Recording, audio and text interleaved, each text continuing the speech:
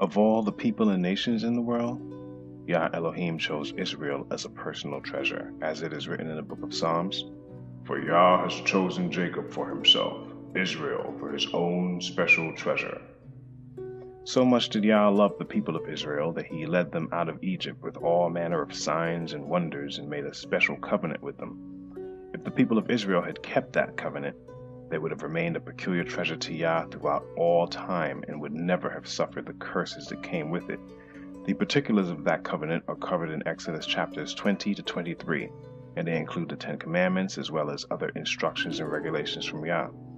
This series will cover the results of Israel's disobedience and the fate of the present-day people of Israel, the Black Hebrew Israelites, who are still scattered throughout the world. This message is solely for them.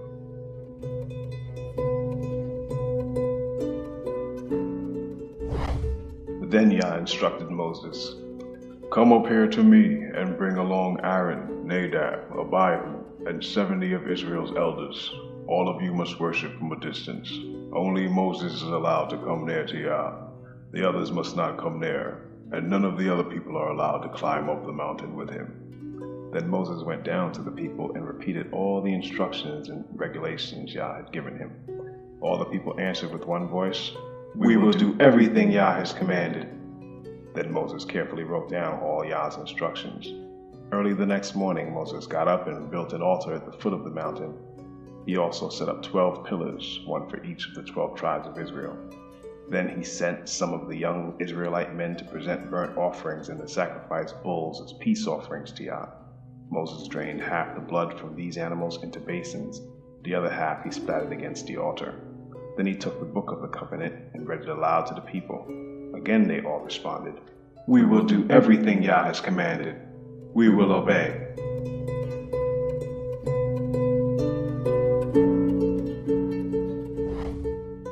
After the people of Israel agreed to the covenant and its conditions, Moses reaffirmed the blessings and curses that would come with either their obedience or disobedience to Yah. The full list of these blessings and curses are covered in Deuteronomy chapter 28. It is in this book and chapter that we can clearly see who the people of Israel were, based on the curses their descendants would suffer at the hands of their enemies. But if you refuse to listen to Yah your Elohim, and do not obey all the commands and decrees I am giving you today, all these curses will come and overwhelm you. Your towns and your fields will be cursed. Your fruit baskets and breadboards will be cursed. Your children and your crops will be cursed. The offspring of your herds and flocks will be cursed. Wherever you go and whatever you do, you will be cursed. Yah himself will send on you curses, confusion, and frustration in everything you do, until at last you are completely destroyed for doing evil and abandoning me. Yah will afflict you with diseases until none of you are left in the land you are about to enter and occupy. Yah will strike you with wasting diseases, fever and inflammation, with scorching heat and drought, and with blight and mildew. These disasters will pursue you until you die. The skies above will be as unyielding as bronze, and the earth beneath will be as hard as iron. Yah will change the rain that falls on your head into powder, and dust will pour down from the sky until you are destroyed. Yah will cause you to be defeated by your enemies. You will attack your enemies from one direction, but you will scatter from them in 7. You will be an object of horror to all the kingdoms of the earth. Your corpses will be food for all the scavenging birds and wild animals, and no one will be there to chase them away. Yah will afflict you with the boils of Egypt, and with tumors, scurvy, and the itch from which you cannot be cured. Yah will strike you with madness, blindness, and panic. You will grope around in broad daylight like a blind person groping in the darkness, but you will not find your way.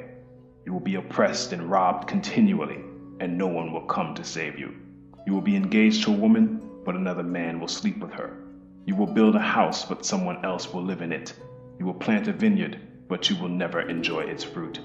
Your ox will be butchered before your eyes, but you will not eat a single bite of the meat.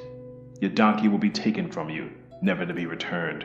Your sheep and goats will be given to your enemies, and no one will be there to help you. You will watch as your sons and daughters are taken away as slaves.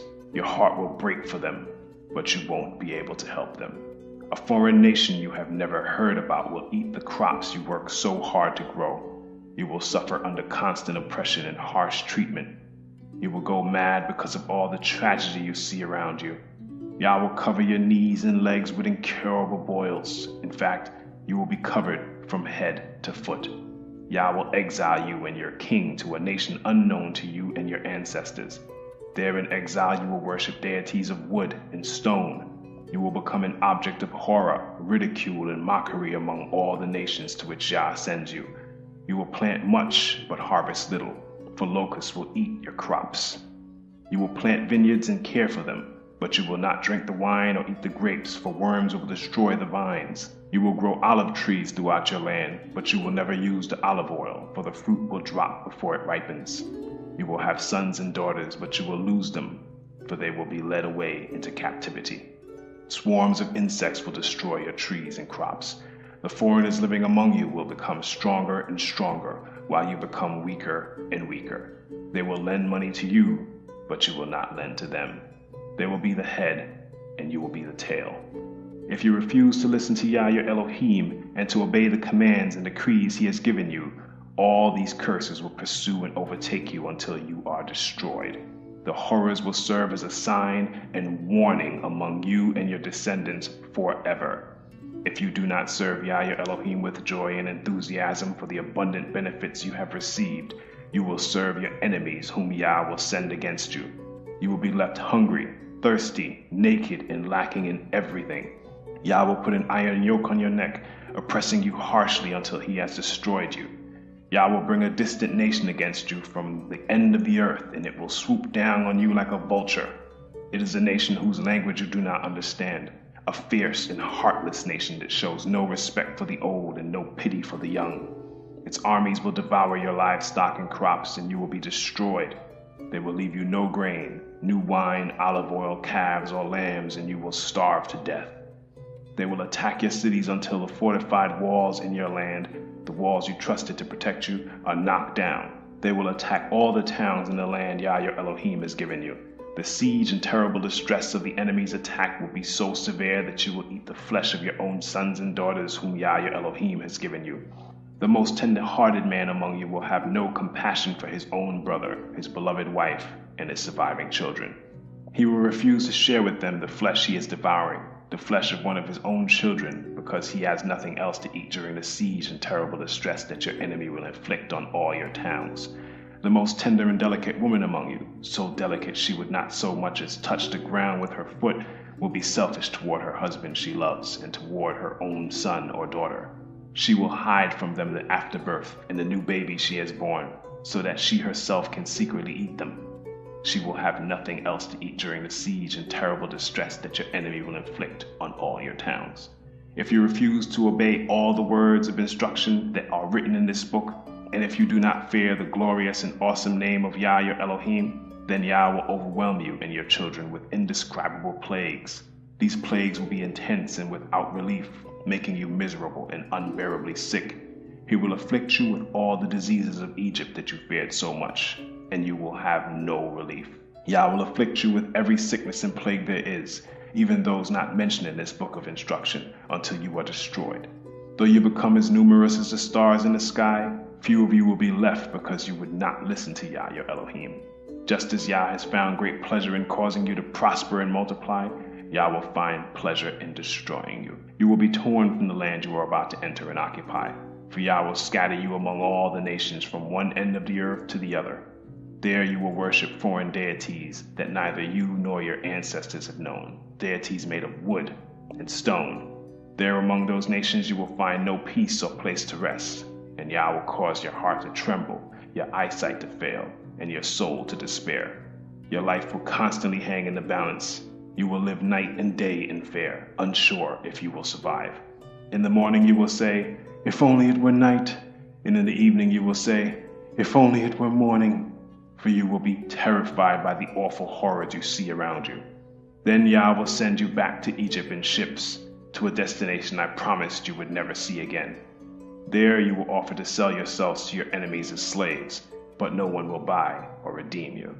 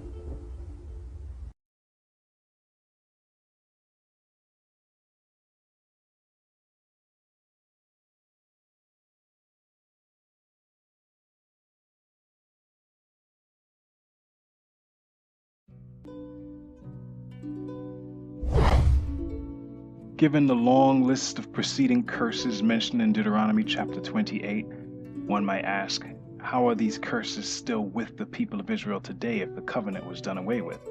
Aren't we under a new covenant? Well, the fact is, the covenant, despite what many believe, is olam, which is Hebrew for of long duration, or what is generally translated as everlasting, meaning it is still in force today. For as Yah said to Abraham, I will confirm my covenant with you and your descendants after you, from generation to generation. This is the everlasting covenant. I will always be your Elohim and the Elohim of your descendants after you.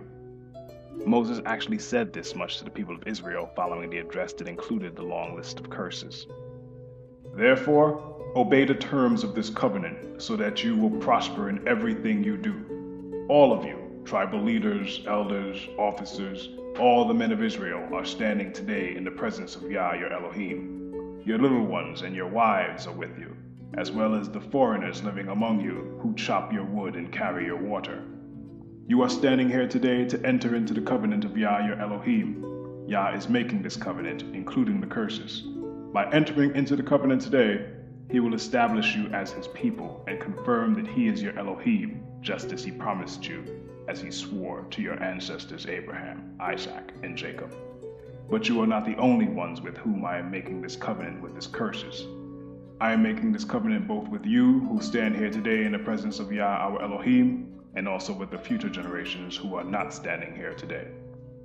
You see, the covenant did not only involve the children of Israel who were alive at the time of its establishment, it also involved their many descendants, reaching right down to our time.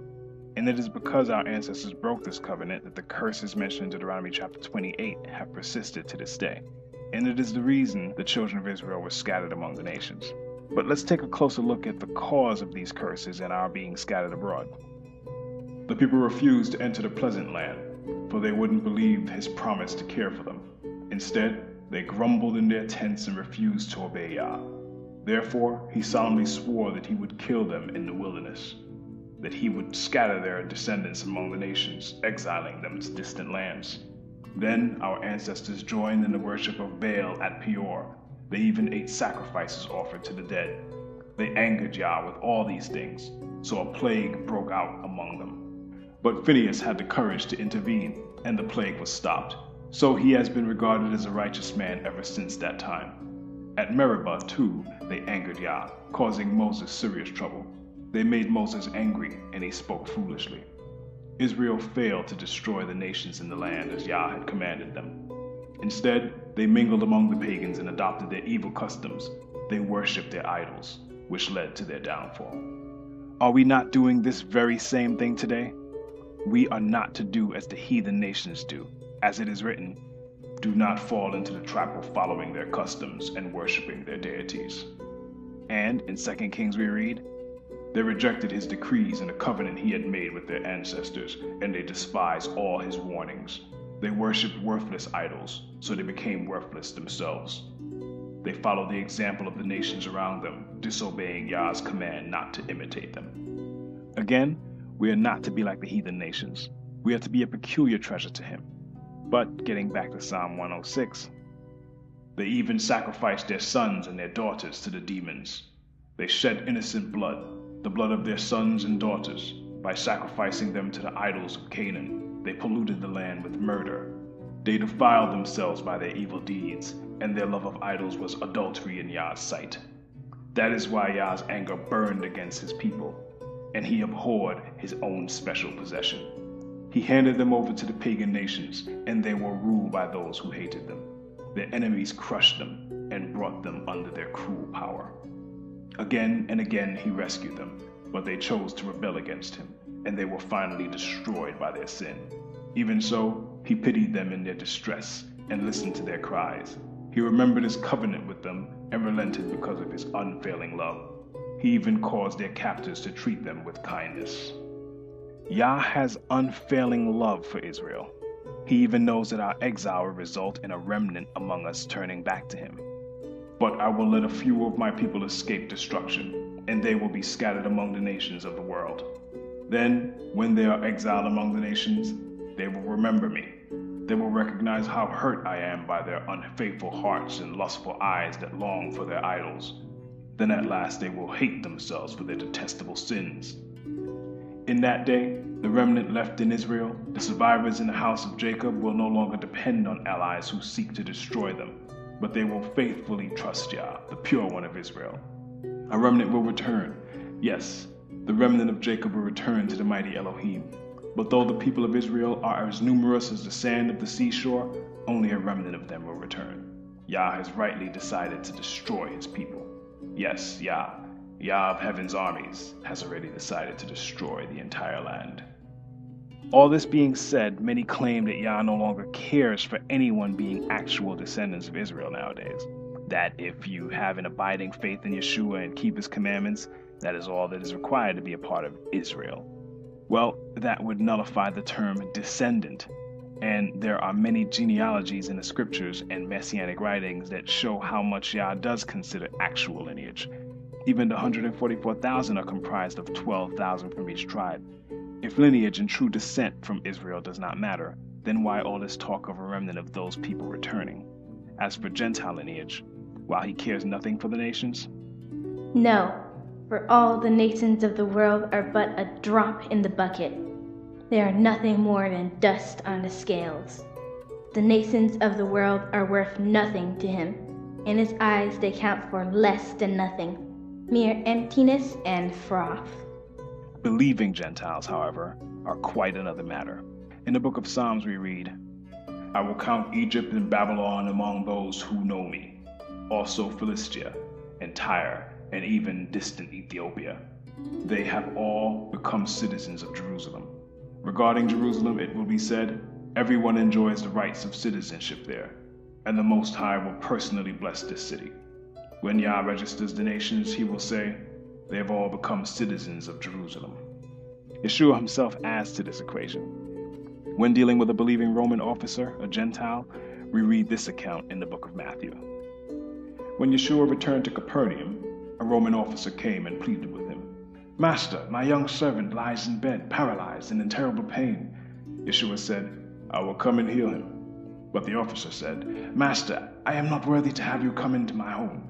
Just say the word from where you are, and my servant will be healed. I know this because I am under the authority of my superior officers, and I have authority over my soldiers.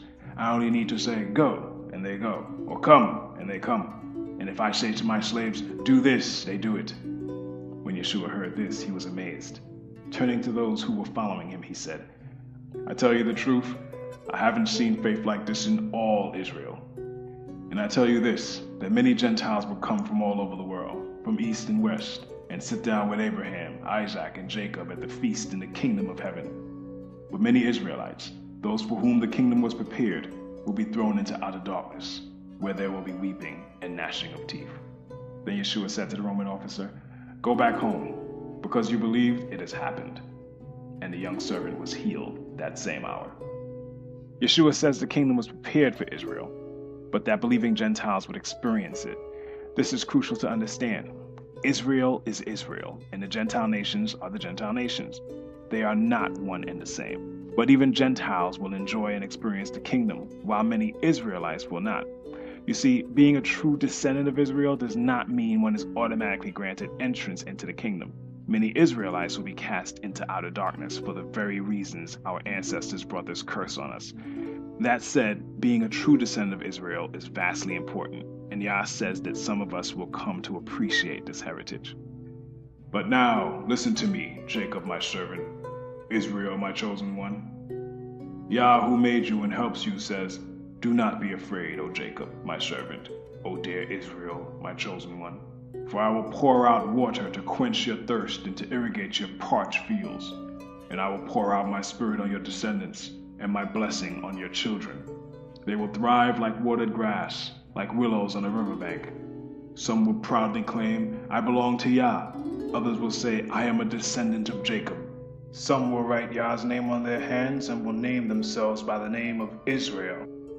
The truth is, many of the true children of Israel do not know the value of their lineage. But even if all of them did know the value, only a small remnant will keep Yah's commandments, loving him with all their hearts, minds, souls, and strength, and their neighbors as themselves, while having faith in Yeshua.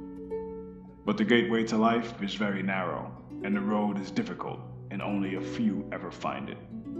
Yeshua went through the towns and villages, teaching as he went, always pressing on toward Jerusalem. Someone asked him, "Master, will only a few be saved?" He replied, "Work hard to enter the narrow door to Elohim's kingdom, for many will try to enter but will fail. When the master of the house has locked the door, it will be too late. You will stand outside knocking and pleading, 'Master, open the door for us.' But he will reply, 'I don't know you or where you come from.' Then you will say, 'But we ate and drank with you, and you taught in our streets.' But he will reply, 'I tell you, I don't know you or where you come from. Get away from me, all you who do evil.' There will be weeping and gnashing of teeth, for you will see Abraham, Isaac, and Jacob, and all the prophets in the kingdom of Elohim, but you will be thrown out. And people will come from all over the world, from east and west, north and south, to take their places in the kingdom of Elohim. And note this, some who seem least important now will be the greatest then, and some who are the greatest now will be the least important then."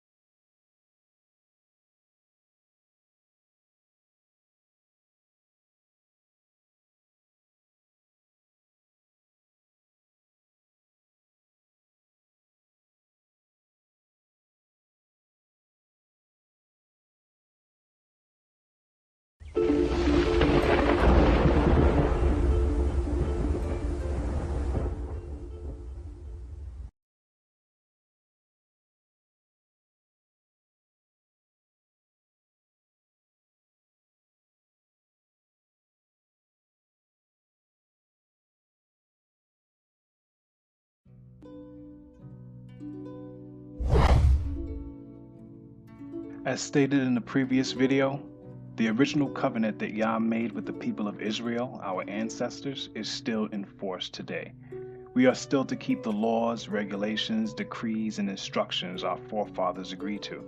The covenant has not been replaced by the promised new covenant as yet, despite what some claim. For we read, "But at last my people will confess their sins and the sins of their ancestors for betraying me and being hostile toward me. When I have turned their hostility back on them and brought them to the land of their enemies, then at last their stubborn hearts will be humbled, and they will pay for their sins. Then I will remember my covenant with Jacob, and my covenant with Isaac, and my covenant with Abraham, and I will remember the land. For the land must be abandoned to enjoy its years of Sabbath rest as it lies deserted. At last the people will pay for their sins, for they have continually rejected my regulations and despised my decrees. But despite all this, I will not utterly reject or despise them while they are in exile in the land of their enemies. I will not cancel my covenant with them by wiping them out, for I am Yah their Elohim. For their sakes, I will remember my ancient covenant with their ancestors, whom I brought out of the land of Egypt in the sight of all the nations, that I might be their Elohim. I am Yah. These are the decrees, regulations, and instructions that Yah gave through Moses on Mount Sinai, as evidence of the relationship between himself and the Israelites." Note that Yah said the covenant can be canceled by Israel, his chosen people, being wiped out. That has not been the case. Therefore, the original covenant he made with us at Sinai is still in place and in force today. Make no mistake about that. And this covenant, the same that was made on Mount Sinai, is evidence of the relationship between Yah and the people of Israel. Any deviation from the original covenant is not evidence of that relationship. This is clear. The covenant was to be the sign that said to the world, the children of Israel are the chosen people of Yah. The only evidence we have today of that fact are the curses that rest on us, as we are still scattered among the various nations we were led away captive to as slaves on ships. And one important thing to understand about the new covenant is that it will not involve a new set of laws, or doing away of laws, as some might think. Instead, the new covenant will just be Yah's way of getting us to keep our end of the bargain getting us to live up to our promise to keep the laws, regulations, decrees, and instructions he listed at Sinai, and it will take a literal miracle in order for this to happen. Remember, Yah does not change. I am Yah, I do not change. That is why you descendants of Jacob are not already destroyed. So neither can his law change. I tell you the truth, until heaven and earth disappear, not even the smallest detail of Elohim's law will disappear until its purpose is achieved. That takes us to the new covenant. What exactly is it anyway? The day is coming, says Yah, when I will make a new covenant with the people of Israel and Judah. This covenant will not be like the one I made with their ancestors when I took them by the hand and brought them out of the land of Egypt. They broke that covenant, though I loved them as a husband loves his wife, says Yah. But this is the new covenant I will make with the people of Israel on that day, says Yah. I will put my instructions deep within them, and I will write them on their hearts. I will be their Elohim, and they will be my people. And they will not need to teach their neighbors, nor will they need to teach their relatives, saying, You should know Yah. For everyone, from the least to the greatest, will know me already, says Yah. And I will forgive their wickedness, and I will never again remember their sins. As stated, the old covenant is still in force until the new covenant replaces it, but that time is yet future, as you will see. And we are not talking about laws being changed or replaced. Our ability to keep those laws will be the only thing that will change. And, as stated, it will take a literal miracle in order for us to keep our promise to uphold Yah's laws. The book of Ezekiel sheds more light on how this will happen. Therefore, give the people of Israel this message from the sovereign Yah. I am bringing you back, but not because you deserve it. I am doing it to protect my pure name, on which you brought shame while you were scattered among the nations. I will show how pure my name is, the name on which you brought shame among the nations. And when I reveal my purity through you before their very eyes, says the sovereign Yah, then the nations will know that I am Yah. For I will gather you up from all the nations, and bring you home again to your land. Then I will sprinkle clean water on you, and you will be clean. Your filth will be washed away, and you will no longer worship idols. And I will give you a new heart, and I will put a new spirit in you. I will take out your stony, stubborn heart, and give you a tender, responsive heart. And I will put my spirit in you so that you will follow my decrees and be careful to obey my regulations. And you will live in Israel, the land I gave your ancestors long ago. You will be my people, and I will be your Elohim. I will cleanse you of your filthy behavior. I will give you good crops of grain, and I will send no more famines on the land. I will give you great harvests from your fruit trees and fields, and never again will the surrounding nations be able to scoff at your land for its famines. Then you will remember your past sins and despise yourselves for all the detestable things you did. But remember, says the sovereign Yah, I am not doing this because you deserve it. O my people Israel, you should be utterly ashamed of all you have done. This is what the sovereign Yah says. When I cleanse you from your sins, I will repopulate your cities, and the ruins will be rebuilt. The fields that used to lie empty and desolate in plain view of everyone will again be farmed. And when I bring you back, people will say, This former wasteland is now like the Garden of Eden. The abandoned and ruined cities now have strong walls and are filled with people. Then the surrounding nations that survive will know that I, Yah, have rebuilt the ruins and replanted the wasteland.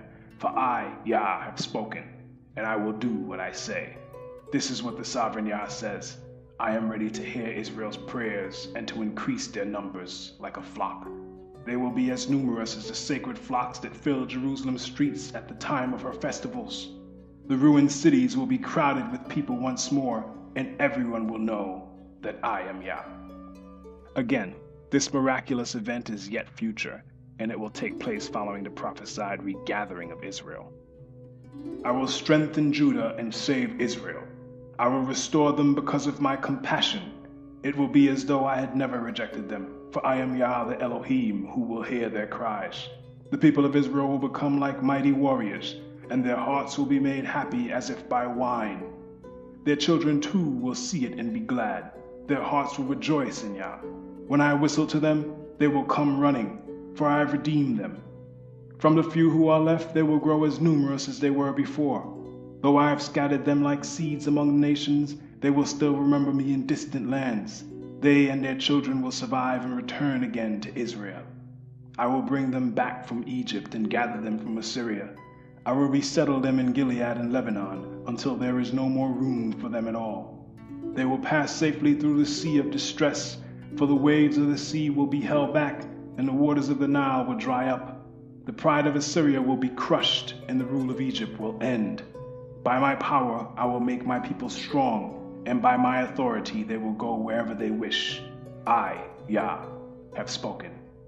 It is important to note that when Egypt is mentioned in prophecy, it is not literal Egypt being referenced, but what Egypt represented to ancient Israel, that is, slavery. So Moses said to the people, "This is a day to remember forever, the day that you left Egypt, the place of your slavery." We are still in spiritual Egypt, Assyria, and Babylon today. Egypt, as stated in Exodus 13:3, represents slavery or bondage, whereas Assyria represents exile.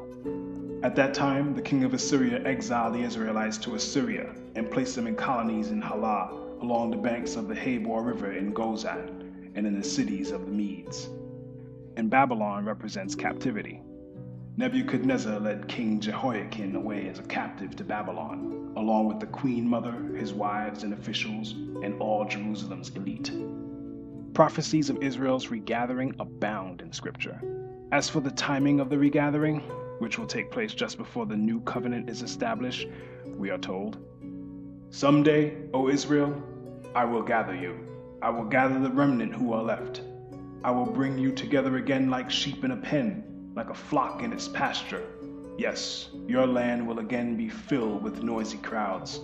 Your leader will break out and lead you out of exile, out through the gates of the enemy cities, back to your own land. Your king will lead you. Yah himself will guide you." Our king will lead us, we are told. This is exactly what Yeshua himself stated to the 12 disciples. "And then at last, the sign that the Son of Man is coming will appear in the heavens, and there will be deep mourning among all the peoples of the earth. And they will see the Son of Man coming on the clouds of heaven with power and great glory, and he will send out his heavenly messengers with the mighty blast of a trumpet, and they will gather his chosen ones from all over the world, from the farthest ends of the earth and heaven."